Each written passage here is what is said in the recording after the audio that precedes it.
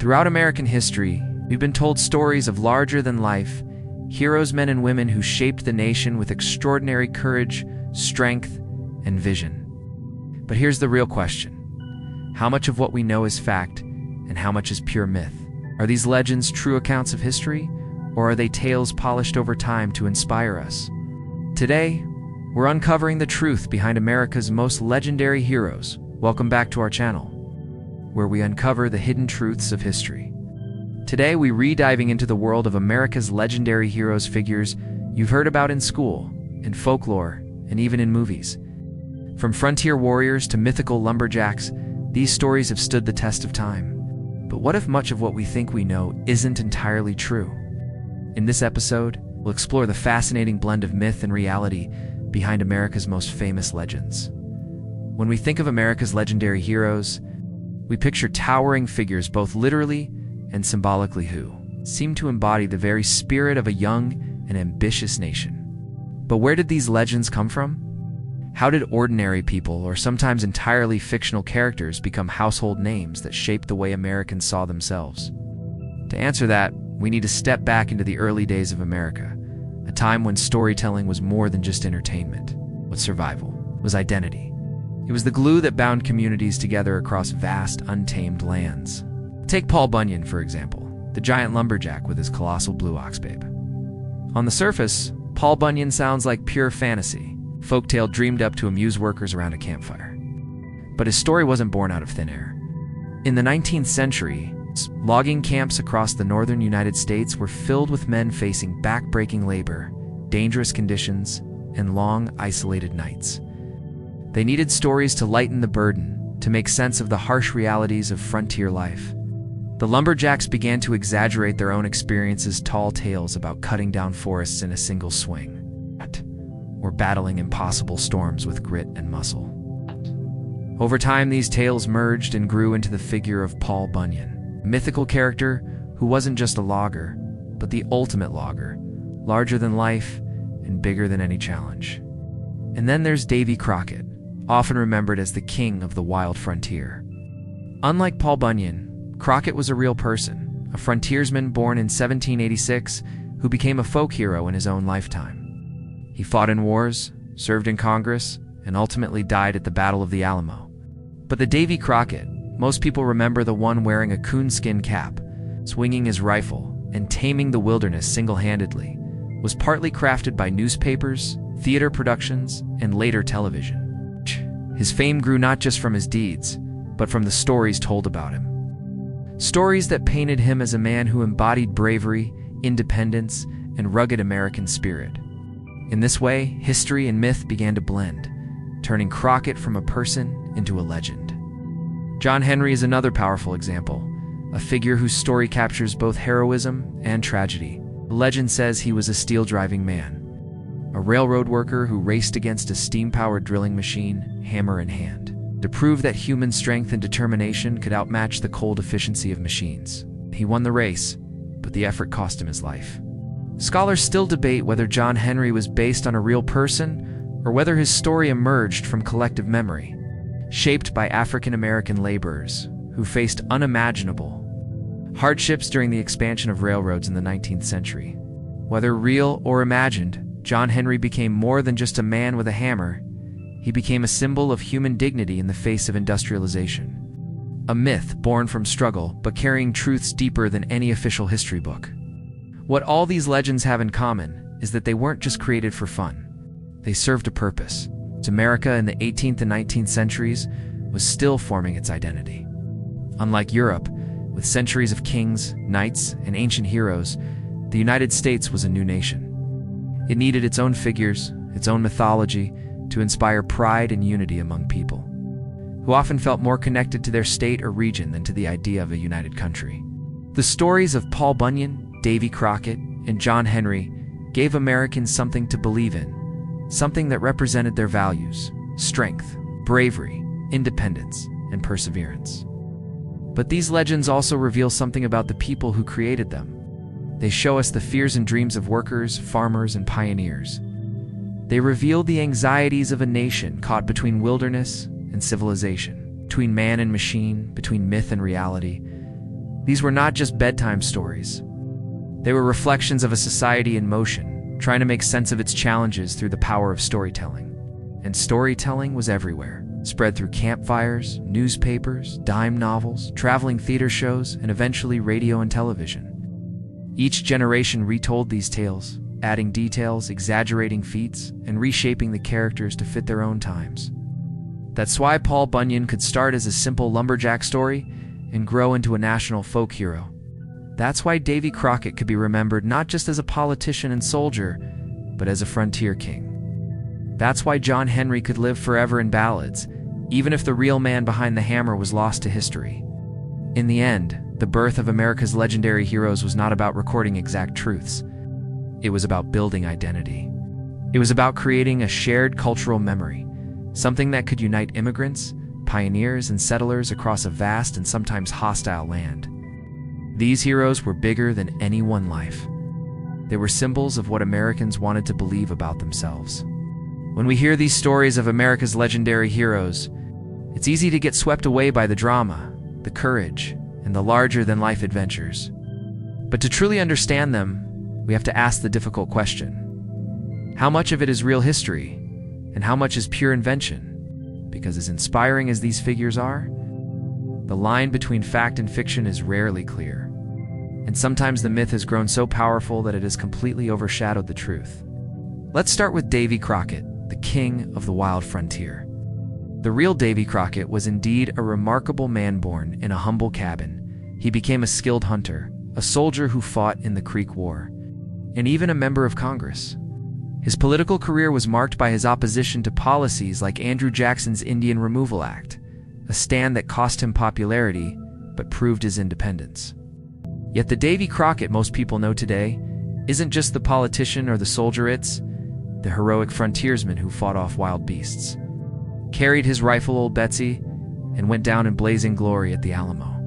Where did that version come from? Much of it was crafted during his lifetime when popular plays, songs, even Crockett's own autobiographical writings exaggerated his feats.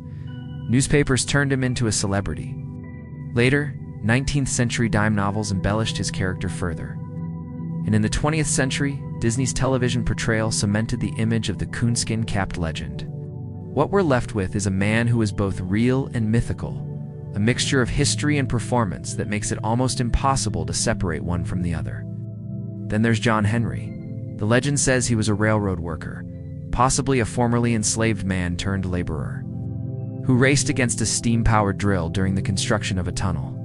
With his mighty hammer, John Henry outpaced the machine but collapsed from exhaustion, dying with his hammer still in hand. This tale has been sung in ballads for over a century, inspiring countless versions. But was John Henry a real person? Historians have searched records, labor documents, and oral traditions. And while some evidence points to possible individuals who could have inspired the story, no definitive proof exists. What we do know is that the story emerged during a time when industrialization was changing the country, replacing human labor with machines. The ballads about John Henry weren't just about one man, they symbolized the struggle of working people, particularly African Americans, against the dehumanizing force of industrial progress. In this case, even if John Henry never existed in flesh and blood, his story carried truths that facts alone could never capture. Paul Bunyan takes us even further into the realm of fiction. Most historians agree that Paul Bunyan was never a real person at all. Instead, he was born out of the storytelling traditions of lumberjacks in the late 1800s. The tales of giant feats like dragging his axe to carve out the Grand Canyon, or Babe the Blue Ox creating Minnesota's lakes with her footprints, were playful exaggerations meant to make the grueling life of loggers feel heroic and entertaining. But something interesting happened in the early 20th century. Companies began using Paul Bunyan in advertising. One of the most famous examples came from the Red River Lumber Company, which printed pamphlets and ads featuring Paul Bunyan as a symbol of American strength, ingenuity, and industry. Before long, Paul Bunyan wasn't just a campfire tale, he was a national folk hero, celebrated in children's books, statues, and even tourist attractions. Here we see a legend created not by a real person, but by the power of storytelling and marketing, proof that sometimes fiction itself can become history. What makes these stories so fascinating is that they reveal how history is not always about facts and evidence. It's also about the stories people choose to tell, and the way those stories evolve over time. In Davy Crockett's case, the man was real, but his image was mythologized until it became nearly unrecognizable. In John Henry's case, the person may or may not have existed, but the story gave voice to real struggles faced by countless workers. And in Paul Bunyan's case, the figure was entirely imaginary. Yet his legend grew so large that it became a part of cultural history. Each case shows us a different balance between fact and fiction, but all of them demonstrate the power of myth in shaping what people believe about the past. And it's not just about exaggeration, it's about purpose. Stories were told to inspire courage, to pass down values, to entertain, and sometimes even to sell products. As these stories were repeated, details shifted, and heroes became symbols. Truths were polished into legends, and legends were passed down until they felt like truths. This blending is what makes American folklore so rich and complicated. It challenges us to think critically. When we celebrate these heroes, are we celebrating the person or the idea? Are we honoring their real deeds or the stories that have been woven around them? The fascinating part is that the truth often lies somewhere in between. Davy Crockett was indeed brave, but he was also a politician shaped by ambition. John Henry might not have been one man, but rather a collective memory of thousands of men. Paul Bunyan was never real, yet he represents the determination and humor of America's working class. These legends invite us to peel back the layers, to see not just the stories themselves, but the reasons why people needed those stories in the first place. When we look at these legendary figures, Paul Bunyan, Davy Crockett, John Henry, so many others, it might be tempting to dismiss them as exaggerated stories or entertaining campfire tales. But here's the truth. Myths matter. They matter because they do more than simply tell us about the past. They tell us who people wanted to be, what they believed in, and how they made sense of the challenges of their time. Myths are not just about history. They are about identity, and they reveal the deeper truths that facts alone sometimes cannot capture. In the early years of America, the nation was still forming, not just politically, but culturally. Unlike countries in Europe, which had centuries of stories about knights, monarchs, and ancient warriors, the United States was new. Its history was short, its traditions were still taking root, and its people came from diverse backgrounds: immigrants, settlers, freed slaves, native tribes, and pioneers carving out lives in an untamed landscape. Myths gave them a common ground, a shared language of heroes and struggles that could unite them across geography and background. Take Davy Crockett. To his supporters, he wasn't just a man. He was the symbol of rugged independence, a living example of how anyone, no matter how humble their beginnings, could rise to become a voice in government, a fighter for freedom, and a defender of the frontier. In the 19th century, when America was expanding westward, people needed figures like Crockett to embody the daring spirit of exploration. Whether every detail of his legend was true or not, didn't he really matter? What mattered was that his story reflected what people valued most at the time: bravery, independence, and the willingness to stand against overwhelming odds. John Henry's story, on the other hand, reflected something very different but equally important. His tale carried the weight of injustice, resilience, and human dignity. During the age of industrialization, machines were replacing workers, and many feared the loss of both livelihood and humanity. For African American communities, especially those still grappling with the scars of slavery, John Henry became a symbol of defiance. He stood for strength, pride, and the idea that human spirit could never truly be crushed by progress. Whether he existed or not, his story gave people hope, and it preserved their voice in a world that often tried to silence it. Paul Bunyan, though entirely a creation of folklore and imagination, mattered because he gave workers a way to see themselves as heroes. Lumberjacks were doing difficult, dangerous, and often thankless work. By telling stories of a giant who could clear forests with ease and wrestle storms into submission, they were celebrating their own labor in a larger-than-life way. Paul Bunyan turned ordinary men into extraordinary heroes, not in reality, but in spirit. And that spirit helped people endure the harshness of frontier life. What these examples show is that myths are not lies, they are reflections. They reflect the hopes, fears, values, and dreams of the people who created them. That's why they endure long after the facts have faded. Myths tell us not only what happened, but what people wanted to believe about what happened. And in that sense, they are as historically important as dates and documents. They are windows into the collective imagination of a nation. And myths don't just preserve values, they also shape them. By holding up these legendary heroes, Americans learned what qualities to admire. They learned that independence, strength, perseverance, and courage were not just individual traits, they were national virtues.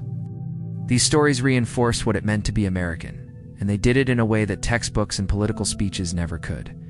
A child listening to tales of Davy Crockett might not care about congressional debates, but they would care about a hero who stood up to power and fought for freedom. A worker humming a ballad about John Henry wasn't just passing the time. They were internalizing a lesson about human pride and determination. Even today, these myths continue to matter. Think about how often American culture returns to the frontier, the wilderness, the heroic individual who stands against impossible odds.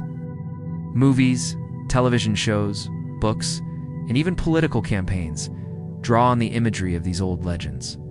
The coonskin cap, the giant lumberjack, the man with a hammer racing against a machine, these symbols still carry weight because they represent timeless ideas about resilience, individuality, and belief in human potential. But perhaps the most fascinating thing about these myths is how they blur the line between truth and meaning. The factual accuracy of Davy Crockett's exploits, or the historical reality of John Henry, may never be fully known. Yet their stories endure because people found meaning in them, and meaning often matters more than fact. Myths allow a society to define itself, to pass on its ideals to the next generation, and to create a sense of continuity across time. They are the heartbeat of a culture, and in America, they became the foundation of a national identity, built not only on what happened, but on what people believed could happen. As we look back on these stories, one thing becomes clear. America's legendary heroes are more than names from dusty books or tall tales told long ago. They are living symbols of a nation's struggle to define itself. Characters shaped by fact, fiction, and the imagination of generations. Paul Bunyan, Davy Crockett, John Henry, whether they were flesh and blood men or creations of folklore, they each carried truths that went beyond the details of their stories. Separating fact from fiction doesn't take away their power, enhances it. It shows us that myths are not just about what happened, but about what people believed was worth remembering. They reflect the courage, fears, and dreams of a society in motion. And they remind us that history is not only about dates and documents, but also about meaning. America needed heroes to inspire unity, resilience, and identity. And so it created them, sometimes out of real people, sometimes out of pure imagination. And in doing so, it built a mythology as enduring as any in the world. These legends may not always be true in the literal sense, but they are real in their impact, real in the way they shaped a culture, and real in the way they continue to inspire us today. So, the question remains, were America's legendary heroes myths or real history? The answer, perhaps, is that they were both. They were stories rooted in truth, shaped by imagination, and carried forward by generations who needed them. And in the end, that might be what makes them timeless.